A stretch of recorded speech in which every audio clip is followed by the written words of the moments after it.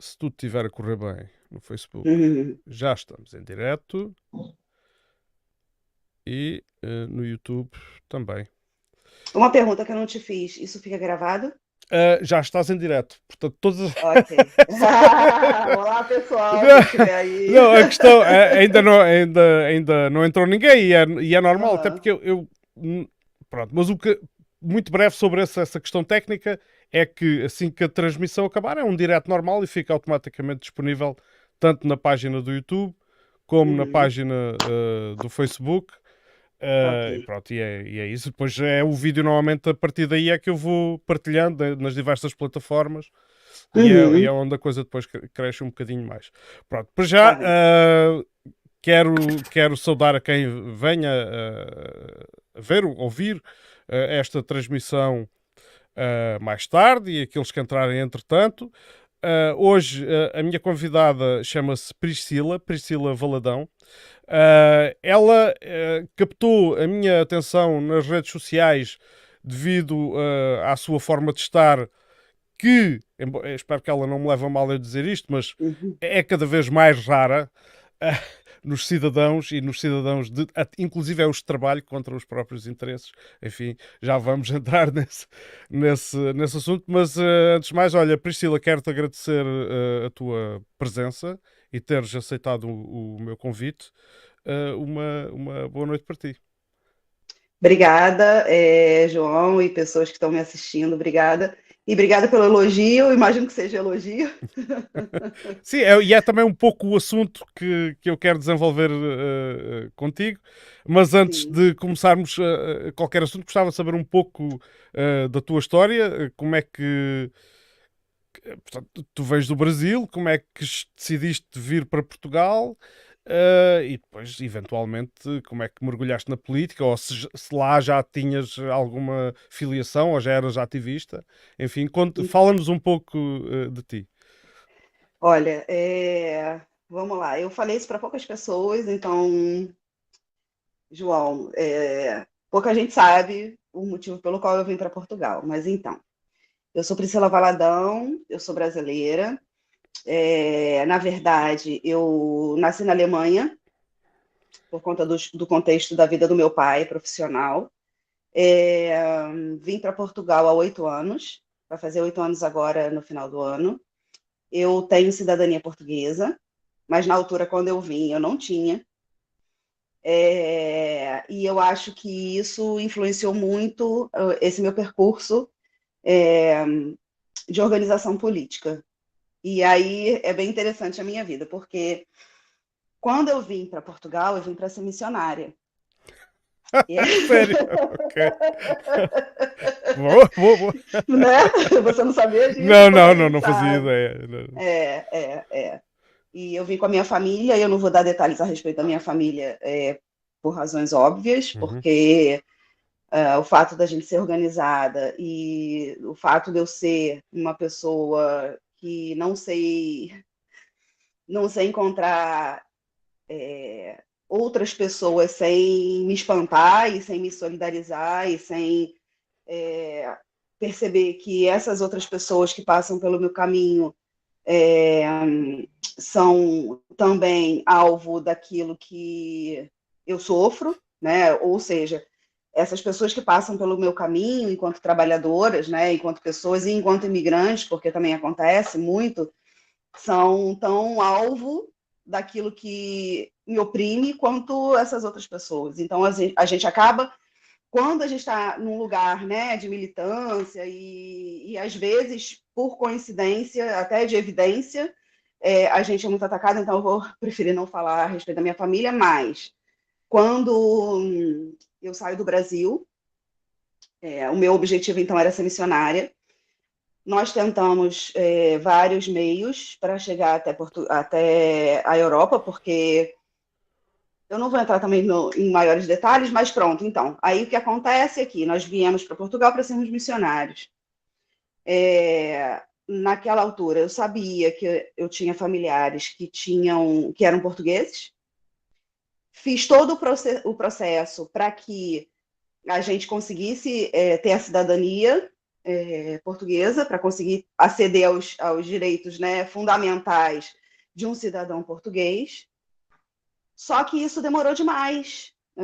A gente no Brasil e a gente na América Latina acha, a gente tem uma impressão a respeito da Europa e Portugal, apesar de fazer parte da periferia da Europa, né?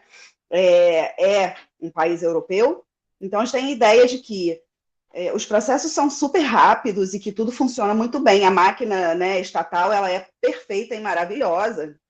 A gente no Brasil fala que isso é um complexo de vira-lata, né? Que tudo no Brasil é pior do que no resto do mundo e Ok. principalmente é pior do que Estados Unidos e Europa e tudo. Mas, enfim, e tem muitas coisas que são piores mesmo, mas a gente depois entra por esse caminho, eu não vou falar sobre isso Tudo agora. bem. Mas então a gente vem para cá e a minha cidadania não sai, simplesmente não aconteceu. E aí a gente trouxe uma quantia de dinheiro. Quando a gente viu, o dinheiro tinha acabado. A gente foi morar, na verdade, numa cidade do interior do norte de Portugal, que a Qual, gente tinha pessoas conhecidas. qual era a cidade? Mirandela, Mirandela. Sim, sim. Bragança. Sim, sim. E aí a gente vai morar lá e de repente, a gente veio para ser missionário. Então, a ideia era que a gente ia chegar aqui para pregar o evangelho de Jesus. Nós éramos evangélicos, né? E o que acontece nesses 6 primeiros meses, que foram 6 meses muito duros, é que eu cheguei para a pessoa que vivia comigo e falei assim, olha, a gente não consegue cidadania, eu sei porque eu estudei muito antes de vir para cá, e eu não estudei por youtuber falando que aqui a vida era maravilhosa, eu estudei mesmo lei, estudei experiência de pessoas e participava de vários grupos de Facebook, de WhatsApp, de várias coisas, vendo a realidade daqui. Então, não vim muito enganada, apesar de achar que a cidadania ia sair rápido. E o que acontece é que o dinheiro acaba. A gente fica sem ter o que comer. E aí eu falei para o meu companheiro, falei assim, olha, a gente vai precisar trabalhar, porque é a única forma da gente conseguir o documento, né, o título de residência, já que a cidadania não tinha prazo para sair, vai ser, então, o contrato de trabalho. Na altura só existia o contrato de trabalho como essa forma da legalização, né, da regularização, que eu prefiro essa expressão. E aí a gente bateu em várias portas, currículo era centenas. Ainda mais uma cidade pequena, qualquer vaga de trabalho era correndo. Para ser muito sucinta, João, eu consegui um trabalho numa loja, que era uma loja muito conhecida na cidade. Falo para a pessoa que me contratou dos recursos humanos, olha, não tem documento. A pessoa fala para mim, não, Priscila, está tudo bem, a gente providencia tudo. Eu falei, a única coisa que eu tenho é o número de contribuintes.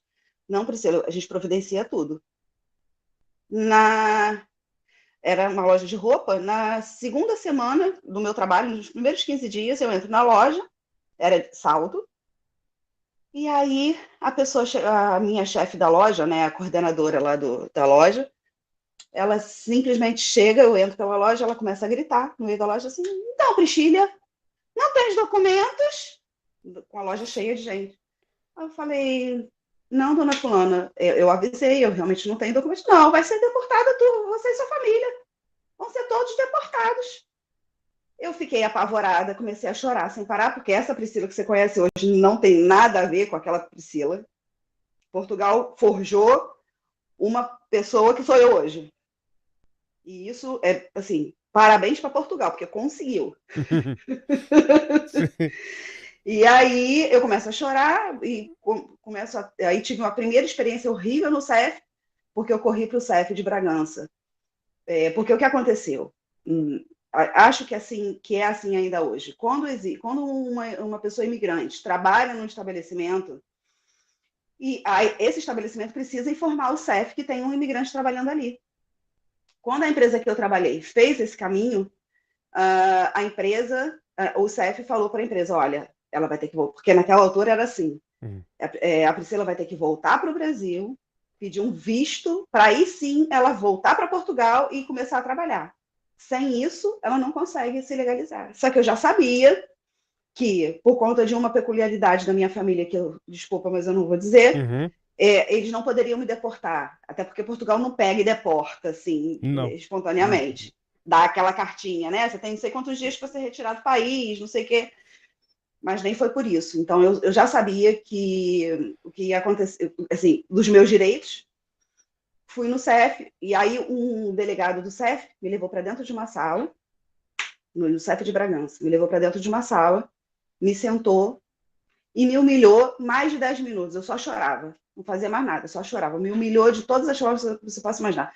Você é meu responsável, você é isso, você é aquilo outro. Eu tinha acabado de passar por aquela situação na loja e ainda fui humilhada dentro da sala do CEF,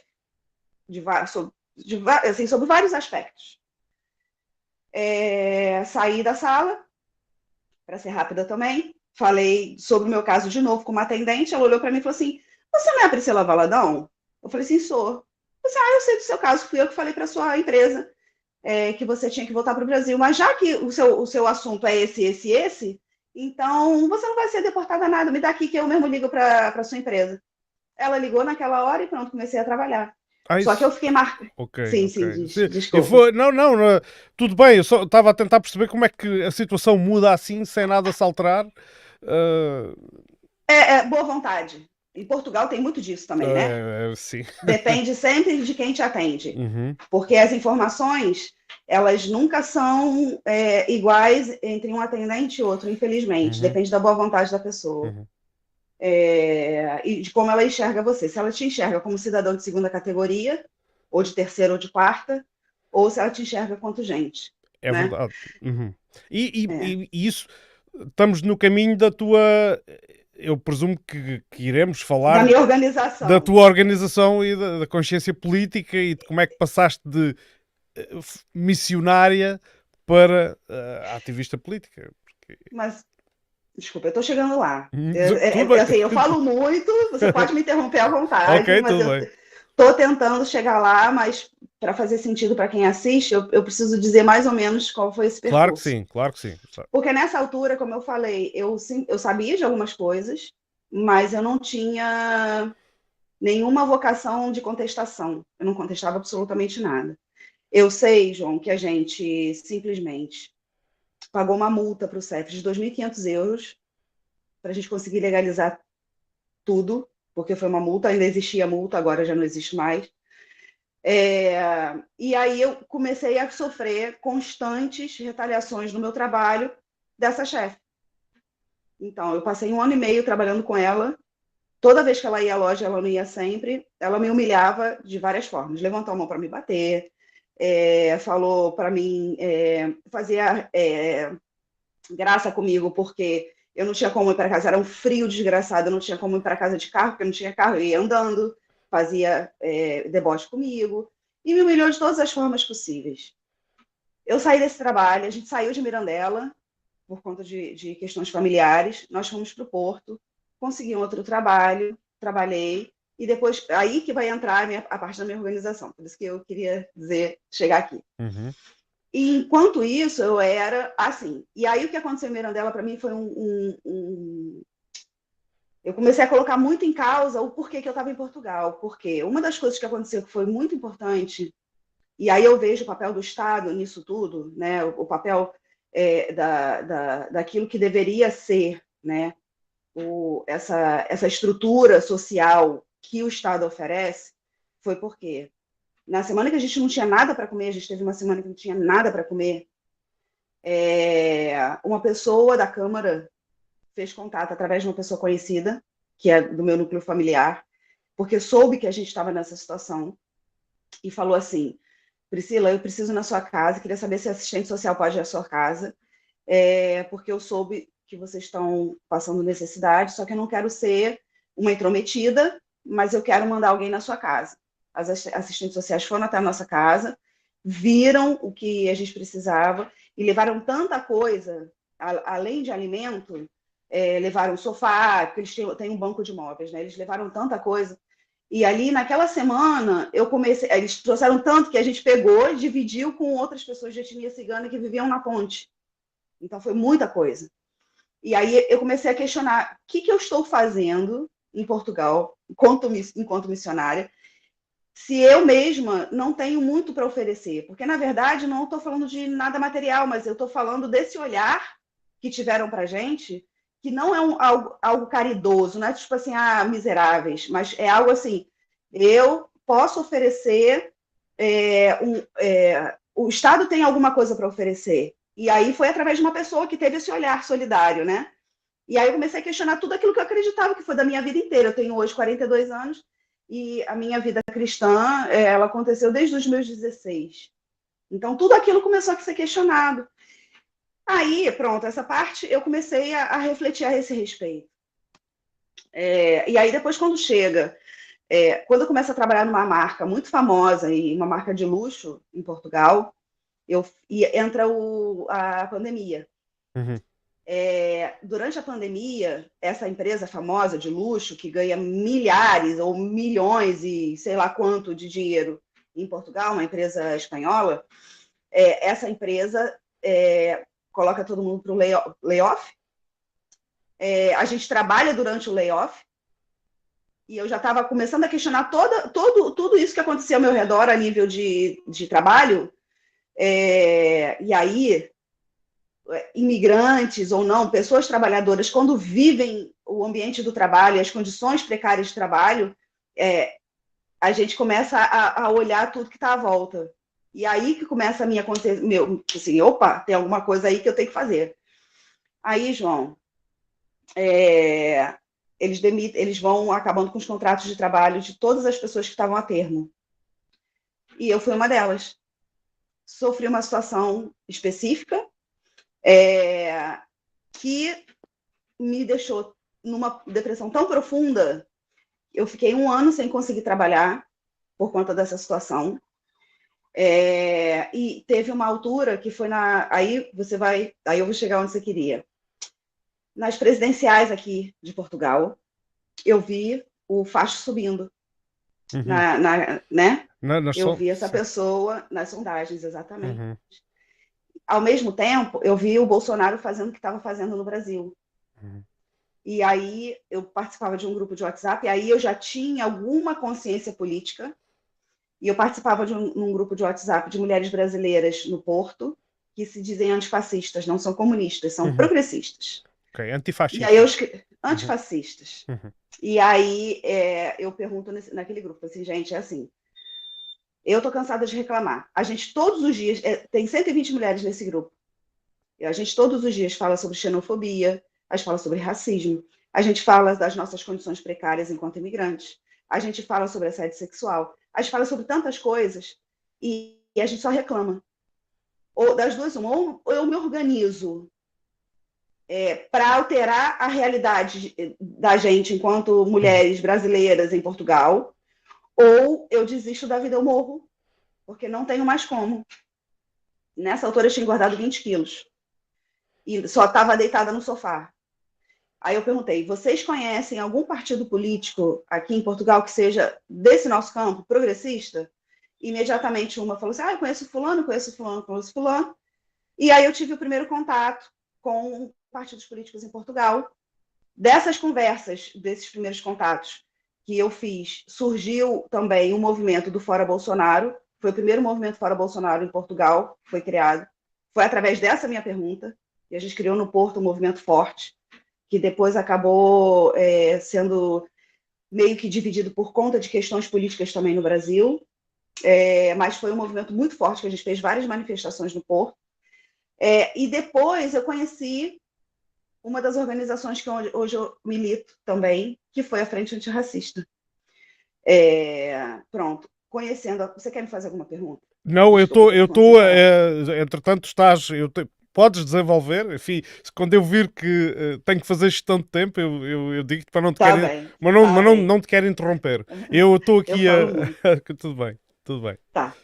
E aí eu conheço a Frente Antirracista, e a Frente Antirracista é um movimento que não é de um partido político, é um movimento de pessoas que são contra o racismo. É uma instituição, né? Uma associação que já existe, vai fazer 30 anos no ano que vem, a gente vai fazer comemorações junto do 25 de abril, dos 50 anos do 25 de abril, e tem uma luta muito intensa, E aí, a partir disso, eu conheço pessoas que estavam em vários segmentos, né, em vários partidos e tudo.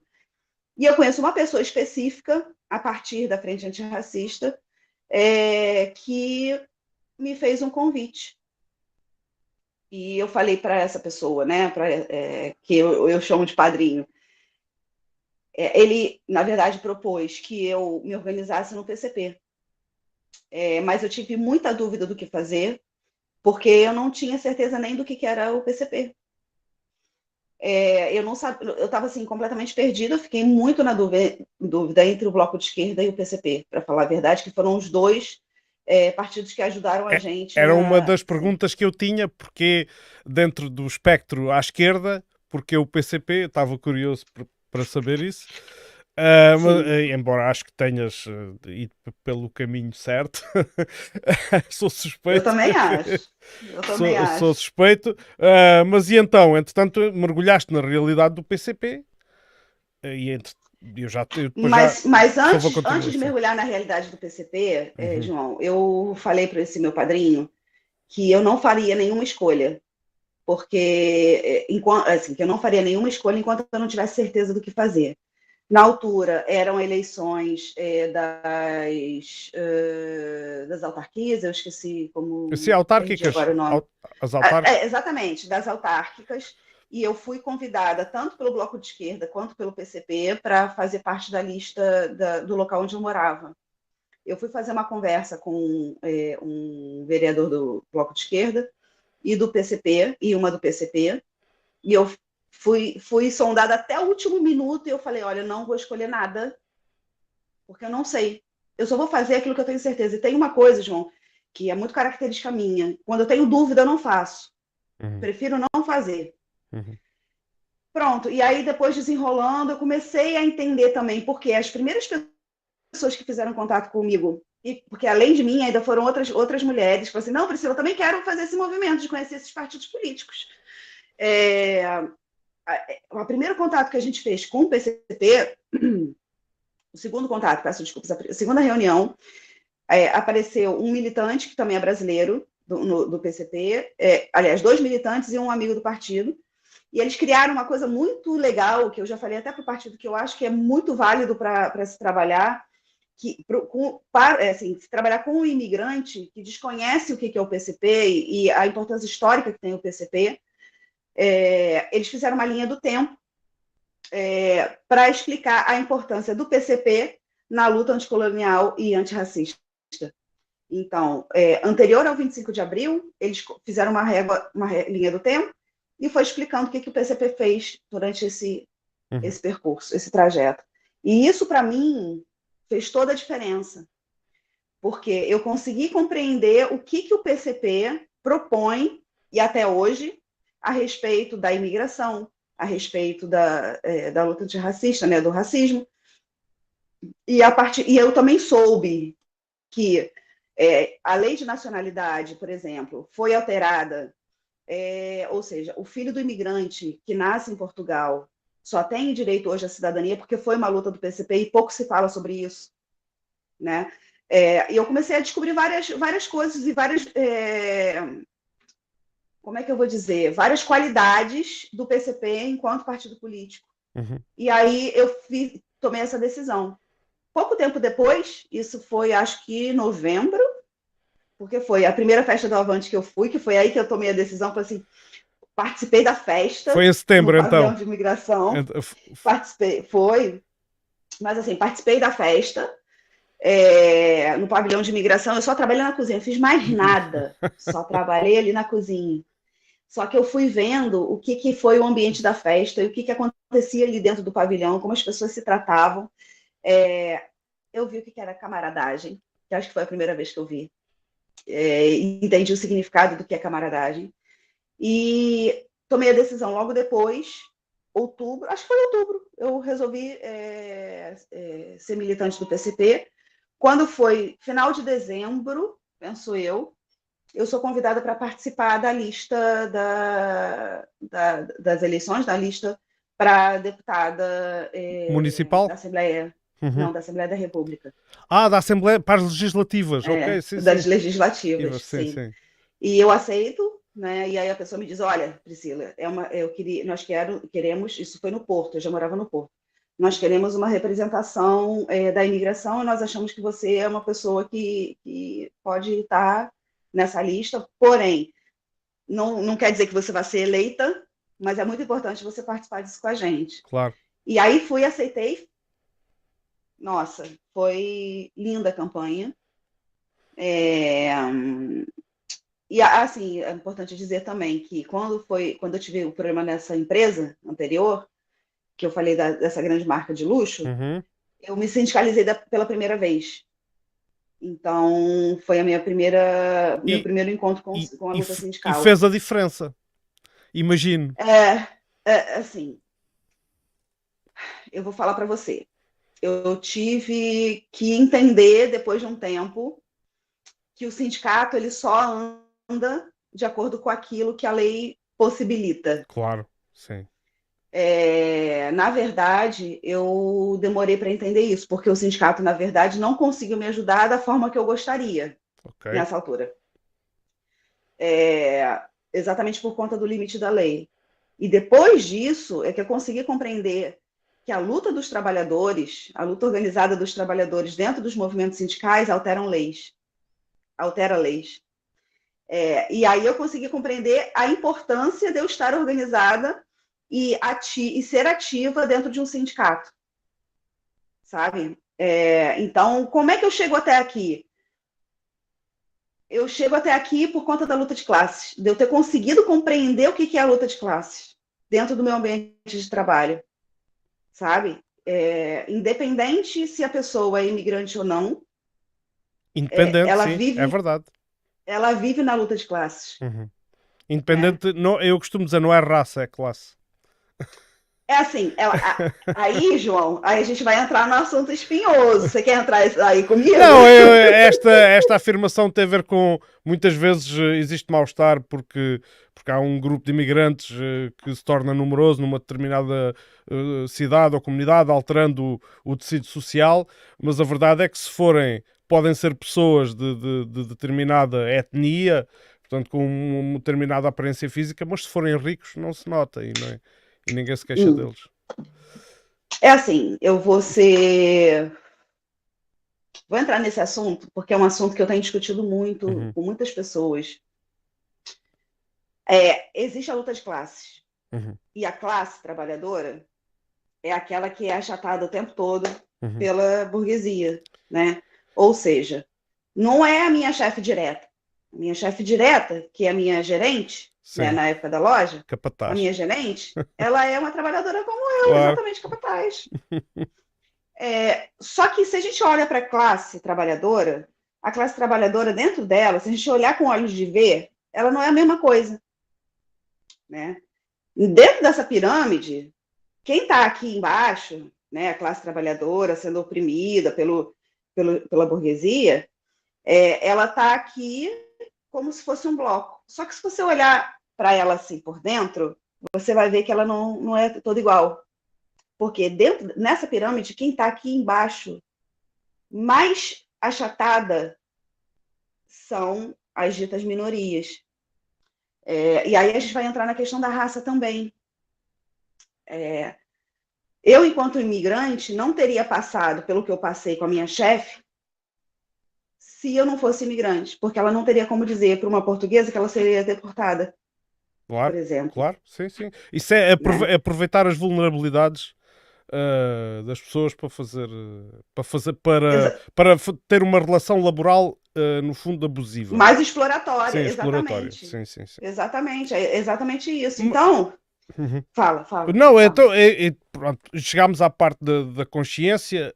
Eu queria te perguntar porque é que primeiro se tens esta noção que eu vou partilhar aqui contigo, ou pelo menos esta percepção de Uhum. que hoje em dia os sindicatos são demonizados, são muito demonizados na comunicação social. Cada vez que existem painéis de comentadores e existem notícias sobre os sindicatos e sobre, por exemplo, greves e movimentos e ações de luta que Uhum. organizam, é sempre na perspectiva de estar a prejudicar o cidadão, quer ir trabalhar, mas não pode porque o transporte está em greve, estão sempre a causar transtornos à sociedade, e depois há o outro lado que diz que as empresas não são competitivas porque os trabalhadores estão a exigir isto e estão a exigir aquilo. Porquê é que tu achas que isto é assim? Ou seja, primeiro não sei se tens esta percepção às vezes. E, e- Vamos lá. hum, Hum. E sim, então eu queria que refletisses sucintamente, se possível, sobre isso. Porque é que isso é assim? E porque é que de certeza que junto dos teus colegas de trabalho uhum. sentes o mesmo? Sentes que as pessoas não se sentem motivadas para se organizarem? Ok, vamos lá. Sentem que não têm voz, sentem que não têm poder, e mais facilmente dizem mal daquele que é mais semelhante a si do que identificam o verdadeiro problema. Certo. Eu vou começar então falando enquanto imigrante brasileira, Uhum, tá? O meu último trabalho foi no call center. É, e eu vou falar para você. O que eu sinto mais a respeito dos imigrantes que trabalham no call center são algumas questões. Primeiro, existe uma grande diferença entre um trabalhador imigrante e um trabalhador português. Porque o trabalhador português, quando tem, isso aí na grande maioria, não vou falar que são todos assim, até porque isso é burro, né? uhum. Eu acho que a generalização São. normalmente é burra. Uhum, Mas é assim, o português, quando tem uma situação de dificuldade, ele tem a casa da mãe e do pai para voltar. O trabalhador imigrante, ele não tem a casa da mãe e do pai para voltar. Se acontece qualquer problema no trabalho, ou seja, se o brasileiro ou o imigrante em geral for um pouco mais reivindicativo e perder o trabalho, ele não vai ter o que comer e vai simplesmente ficar numa situação tamanha de vulnerabilidade. Se ele não tiver documento e uhum, for demitido sem justa causa, ele não vai ter como aceder ao subsídio de desemprego, por exemplo. uhum. Não vai ter como fazer. Portanto, achas que são essas vulnerabilidades que fazem com que as pessoas não se organizem? Não, eu vou chegar lá, Ah, calma. ok. Essa é uma pequena parte. Então, o que acontece? E, além de tudo, acho que é preciso um trabalho muito forte a nível dos imigrantes para eles se sentirem pertencidos à luta. O que isso significa? Quando você fala, os trabalhadores portugueses, isso a gente ouve o tempo todo, porque os portugueses não aguentam mais, porque os portugueses isso, os portugueses aquilo, você automaticamente exclui os imigrantes, que hoje em Portugal são para mais de 1 milhão de pessoas. Então, você está excluindo essas pessoas. Isso eu estou falando, por exemplo, estou falando de brasileiros dentro da luta. Agora, se a Uhum, gente for falar dos paquistaneses, dos indianos, eles nem português falam. Então, eles nem vão entender que você está falando a respeito do trabalho. Essa é a parte muito complicada e muito complexa dessa classe trabalhadora, que não é toda igual, não é um bloco homogêneo. E a gente trabalha dentro da materialidade. A gente, enquanto marxista, tem que trabalhar dentro da materialidade. Tá? Esse é um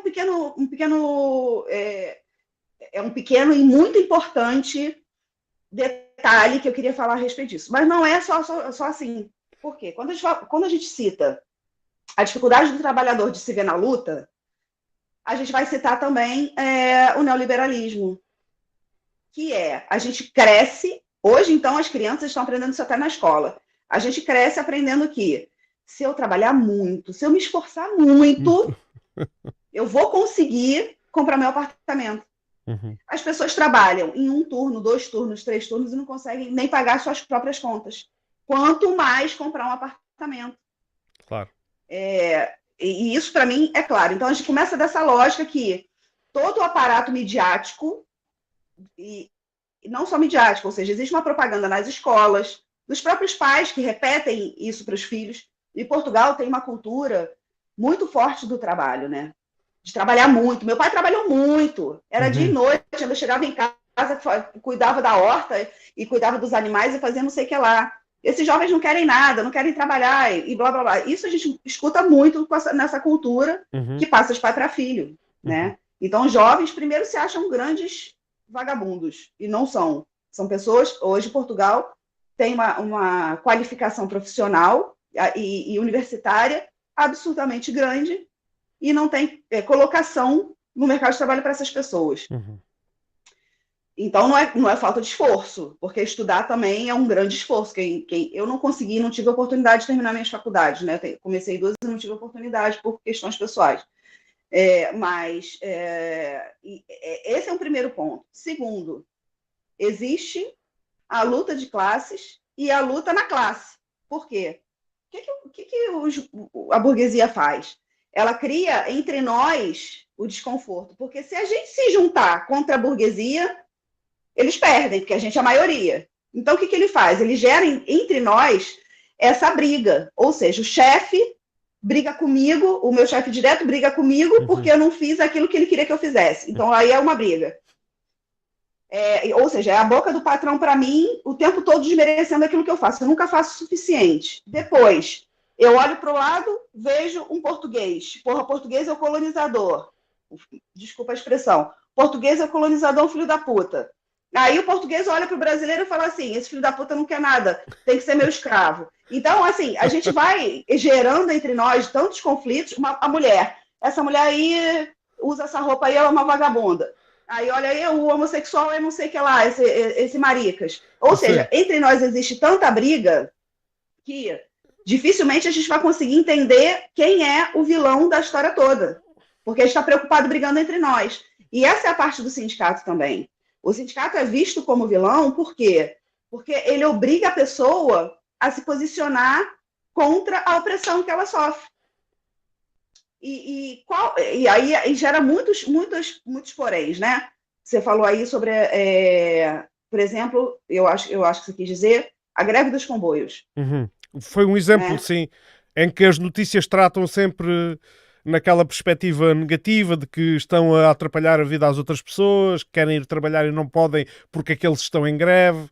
Assim. Exatamente. Uhum. E aí, isso aí, a mídia gera essa luta dentro da classe. Por quê? Porque, na verdade, se as pessoas conseguissem, se todos os trabalhadores conseguissem compreender que se eles pararem, não existe produção, ou seja, né, existe esse jargão, essa frase que é falada, e eu não sei se eu vou falar exatamente como ela é dita, mas se os trabalhadores compreendessem que o patrão não produz nada, não é o patrão meu chefe direto, minha coordenadora, minha gerente, né, do trabalho, mas os donos dos meios de produção, os donos da empresa, se eles não produzem nada, tudo... Aí tem aquele poema maravilhoso do Vinícius de Moraes falando sobre o trabalhador. Tudo que é feito, tudo que tem na casa do patrão é feito com as mãos do trabalhador.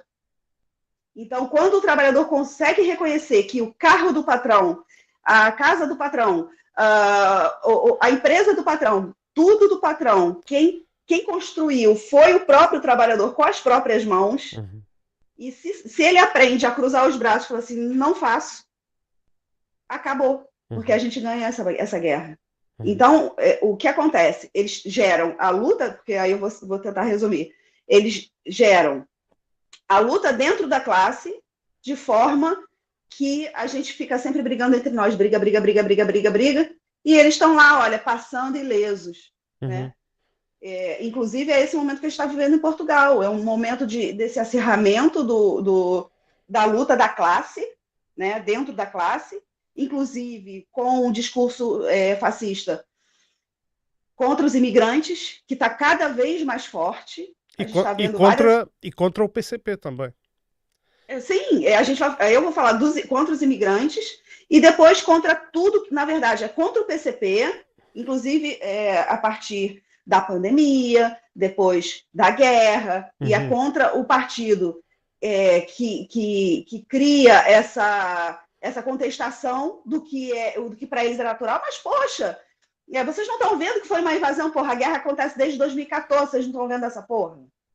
Né? Aí depois vem tudo aquilo que gera, mas na verdade não é só no Brasil, eles estão tentando fazer esse discurso a nível europeu e a nível mundial. Essa ascensão do fascismo, ela está acontecendo no globo, porque, como diz o meu amigo Carlos Ortmann, O fascismo, o nazismo, né, vou usar o fascismo, Uhum. ele é o botão de emergência do capital, do capitalismo. Uhum. Então, quando as coisas começam, quando existe uma crise global, eles apertam o botão do fascismo.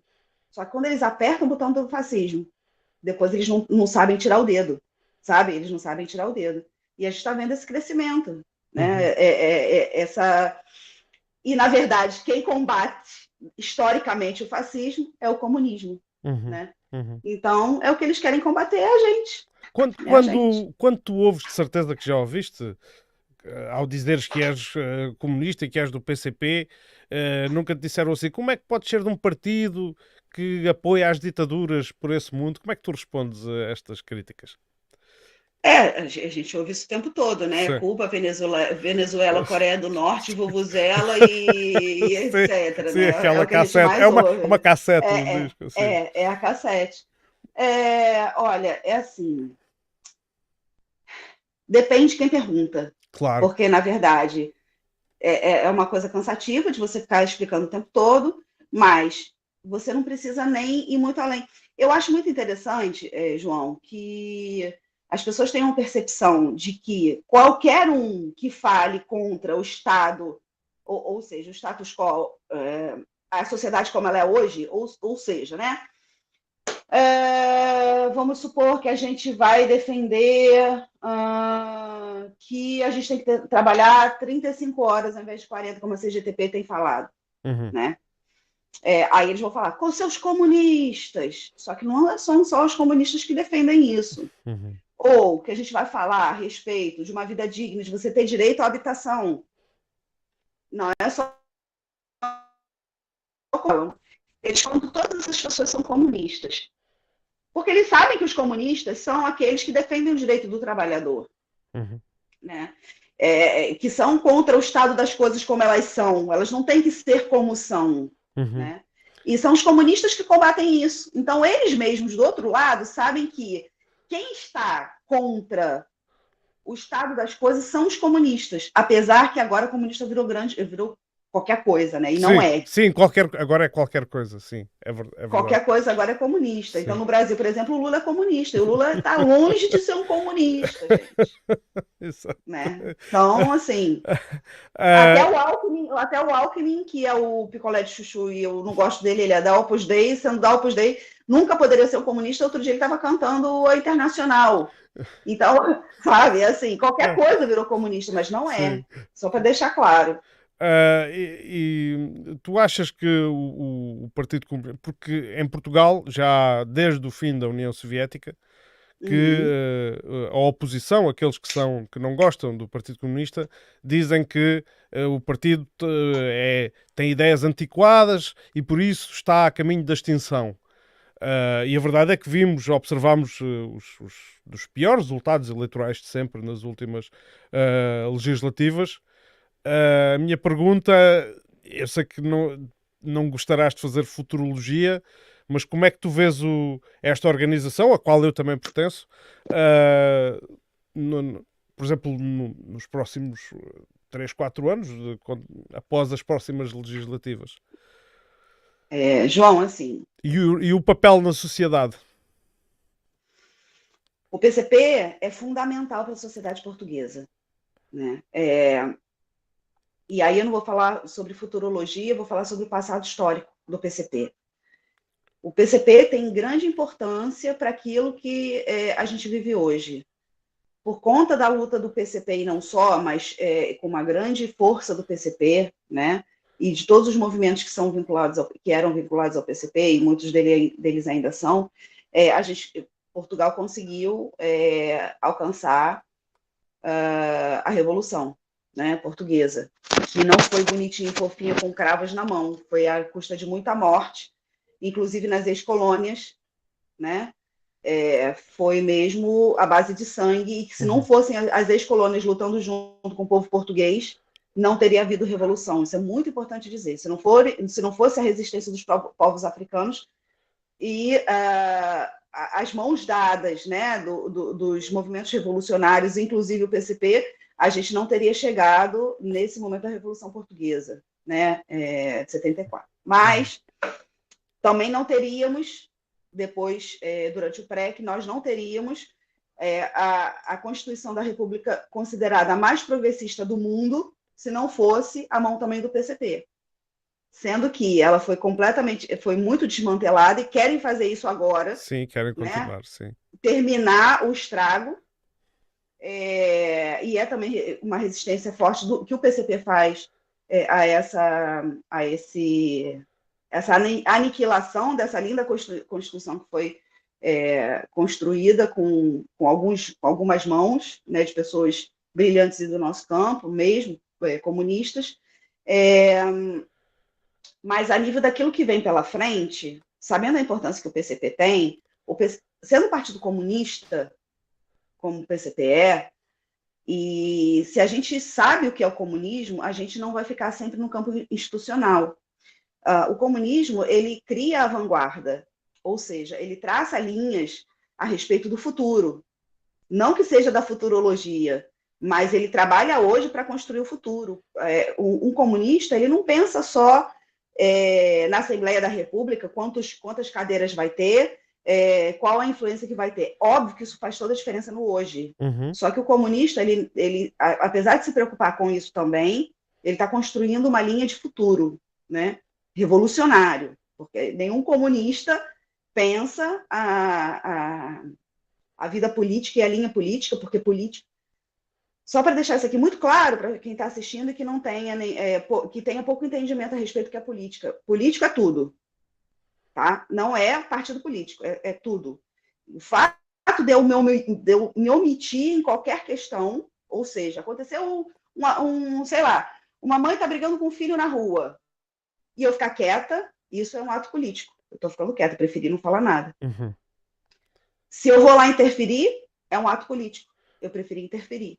Uhum. Então, político é isso. Tudo é político. Está em todos os aspectos da nossa vida, é isso que queres dizer? Não? Isso tudo é político. Uhum. Agora, a política partidária, e aí a gente é um partido político dentro dessa democracia burguesa, que não é a democracia do povo, é uma democracia burguesa, que traça as linhas de tudo aquilo pauta tudo aquilo que a gente faz hoje, do que a gente pode falar que a gente não pode, de onde a gente pode estar, onde a gente não pode. Tem um professor, que é o Zé Paulo Neto, que é um professor brasileiro de serviço social, ele fala uma coisa que é muito importante a respeito da liberdade, porque em Portugal se fala muito sobre a liberdade depois do 25 de abril. E aí ele fala o seguinte, fala assim, olha, nós todos somos livres, né? Então é assim, eu quero ir hoje para a Itália. Eu vou entrar no avião, vou chegar na Itália. Eu não tenho dinheiro. Eu consigo ir para a Itália? Não. Que liberdade é essa? Sim, sim.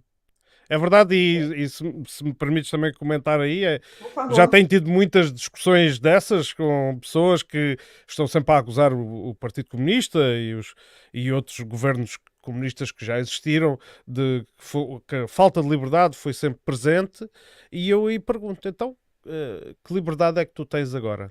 Quais são os sonhos que gostavas de realizar, comparando com aquilo que consegues mesmo realizar? Não é? E a minha liberdade é medida pela minha carteira. E a minha carteira cresce de acordo com a forma como eu colaboro com o sistema. Ou não! ou não. Exatamente, porque nem assim você colabora com o sistema. Porra, eu conheço pessoas que têm 2 trabalhos. Tem uma amiga pessoal que tem 2 trabalhos. Essa amiga tem 2 trabalhos e ela não consegue parar de pagar dívida. Sim, mas às vezes, eu quando digo colaborar com o sistema, às vezes é fora da esfera do trabalho. Porque também eu sempre aprendi desde cedo que a trabalhar nunca se enriquece. É uma coisa que eu sempre ouvi desde cedo. Com o salário ninguém fica rico. Isso acho que é uma mensagem até forte e devia fazer pensar muita gente. Mas então quando dizem que o Partido Comunista tem ideias antiquadas e que é uma coisa do passado e não sei o quê, como é que tu sucintamente respondes a essa crítica? Eu vou responder igual o Lula respondeu, que eu acho que ele foi brilhante nisso. Mas para chegar lá, eu vou falar uma coisa para você. A gente está numa sociedade que não acredita na política, nos partidos políticos, e não acredita na democracia burguesa. A sociedade não acredita.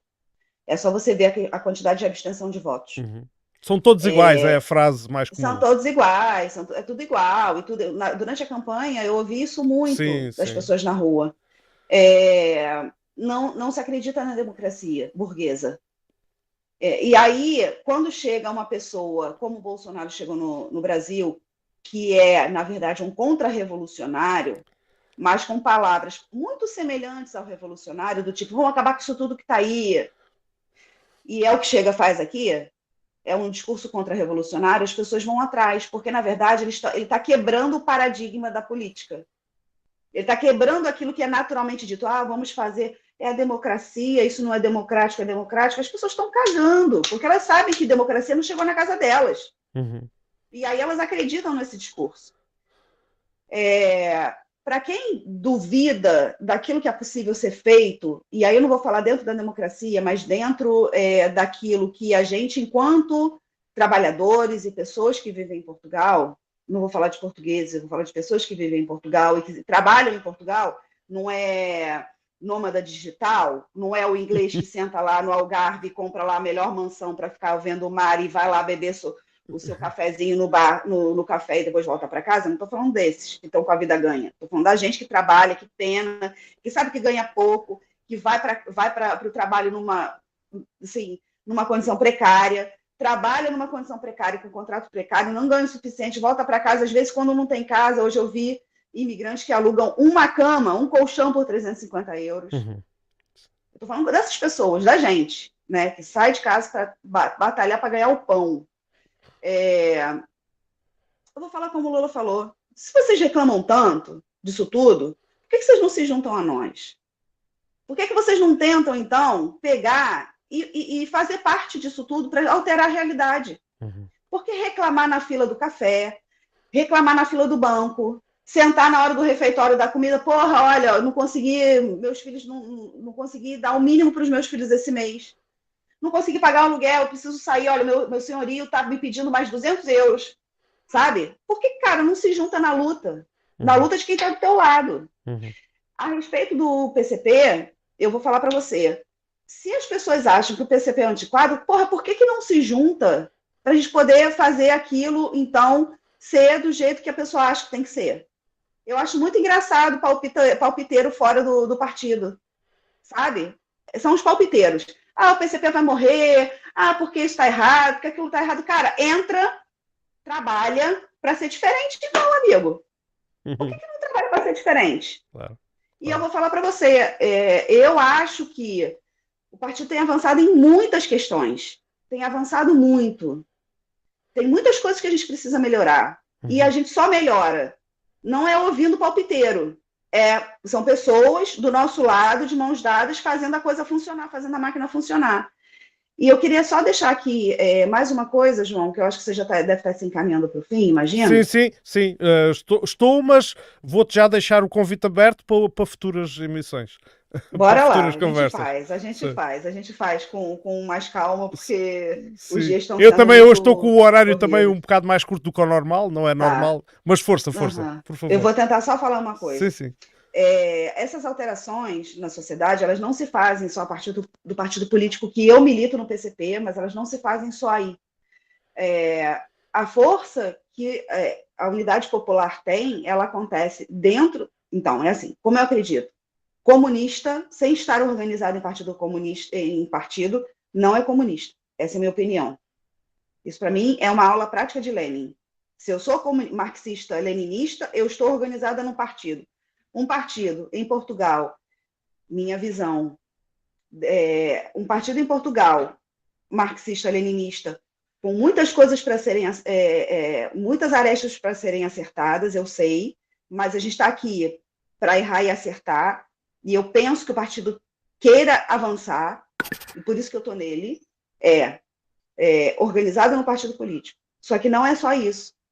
A gente tem hoje acontecendo movimentos muito importantes em Portugal, por exemplo, o Vida Justa, e eu participo do Vida Justa, enquanto espectador e não só, porque eu também tento colaborar, mas é uma luta social muito importante, levou penso que 20 mil pessoas para a rua, numa manifestação em Portugal, e pessoas que não foram, que não são organizadas em partidos políticos, por exemplo, são pessoas dos ditos bairros sociais, que todo bairro é social, todo bairro tem função social, mas dos ditos bairros sociais, que se juntaram para falar sobre violência policial que eles sofrem no cotidiano, sobre habitação, as casas que eles moram, quando eles moram numa casa, até às vezes cedida pelo Estado, são casas precárias, para falar sobre salário digno, porque eles lá, se a gente tem uma...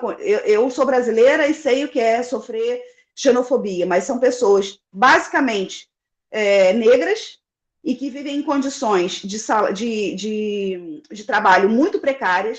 São as senhorinhas que trabalham, inclusive, nas limpezas das universidades dessas pessoas que criticam o partido, por exemplo.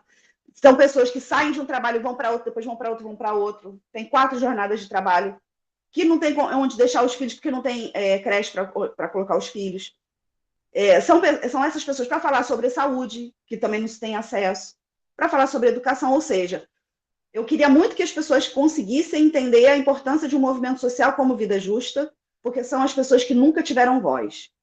São as pessoas dos bairros sociais que ficam muitas vezes, dos ditos bairros sociais que ficam muitas vezes esquecidas e precisam ter a voz ativa para falar sobre isso, e que isso também colabora imensamente com a luta da classe trabalhadora, porque são os trabalhadores excluídos da sociedade. Depois, existe também a Frente Antirracista, também vou falar sobre ela aqui, desculpa, estou acabando, mas vou falar sobre a Frente Antirracista. Nesse momento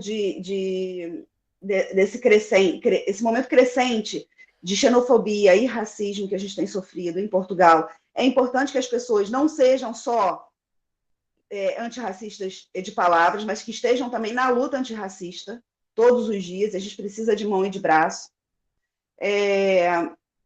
Quero falar também dos movimentos sobre habitação. Tem o Porta a Porta, tem o Habita, tem vários que estão trabalhando para falar sobre habitação, porque não está sendo possível morar em Portugal. E eu quero falar aqui, para terminar, dos moradores do Almirante Reis. E é isso que eu ia falar para você fora e que eu não consegui te explicar. São pessoas em situação de sem-abrigo que estão morando no Almirante Reis, e o Moedas está fazendo de tudo para tirar aquelas pessoas dali até o Papa chegar, que é muito cristão da parte dele. E isso está acontecendo. São pessoas que estão sendo o tempo todo, todos os dias, e eu estou acompanhando essas pessoas porque eu conheço elas nome por nome, tenho o telefone delas e sei quem elas são. Elas estão sendo pressionadas todos os dias para saírem dali. Só que eles não dão nenhuma possibilidade deles terem uma casa, uma moradia digna. Só querem que saiam e pronto. Querem que saiam e vão para o abrigo. O abrigo não tem condições. Então, assim, vai sair uma matéria em breve na Jacobin, Brasil, a respeito do que está acontecendo lá. Eu posso falar pouco sobre isso, porque são denúncias muito graves, mas isso vai acontecer, e aí depois eu vou te mandar quando isso acontecer, para você tentar também partilhar para a gente. Claro. E é isso, minha gente. Você tem alguma pergunta para me fazer?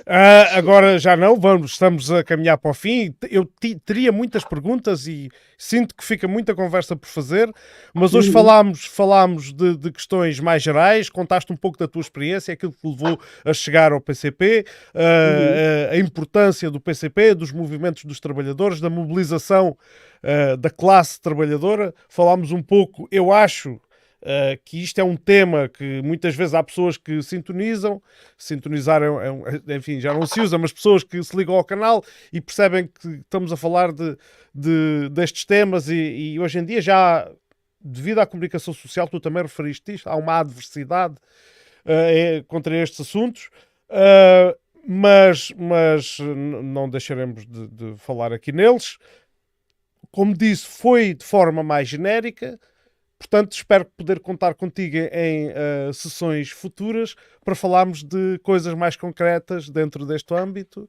Coisas que estão a passar. Podemos falar da atualidade, de coisas que se estejam a passar na atualidade. Esse último tema que referiste me parece-me de extrema importância, quer dizer, limpar a rua para o Papa passar é muito cristão, de facto, pronto, enfim, hipocrisia elevado ao seu expoente máximo. Pronto, é um pouco o resumo da nossa conversa.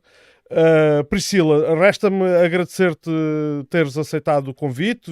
Eu sei que vieste um bocado às cegas, não sabias bem com quem ias falar, mas pronto, tudo, espero que tenha correspondido também à tua expectativa a nossa conversa. E agora que já temos contacto e já sabemos, mais uma vez reitero o convite para futuras emissões. Bora lá, João, só chamar. E aí eu quero falar para as pessoas que estão assistindo, se vocês tiverem alguma dúvida sobre o que eu falei, podem me procurar nas redes sociais, estou por aí. E eu acho que é isso, pessoal, é se organizar, movimentos sociais, Vida Justa, Frente Antirracista, movimentos de habitação porta a porta. A gente tem também Sempre os Mesmos a Pagar, que fala sobre o custo de vida em geral, e a gente tem também o PCP, que é um partido que está aí e precisa Progressista. de... Progressista não, é muito melhor que progressista. Progressista é muita coisa e não é nada ao mesmo tempo. Eu não gosto do progressista, sinceramente. Okay. É tipo antifascista. Antifascista é o quê? Se é muita coisa e não é nada ao mesmo tempo se você não está organizada em alguma militância. Mas é isso, pessoal. Bora lá. Obrigada, João. Priscila, obrigado. Eu falo muito. Obrigado e uma boa noite para todos. Boa noite, pessoal. Tchau, tchau. Tchau, tchau. Priscila, peço só que não desligues da nossa chamada. Eu fico. Pronto, olha, Priscila, desculpa, eu normalmente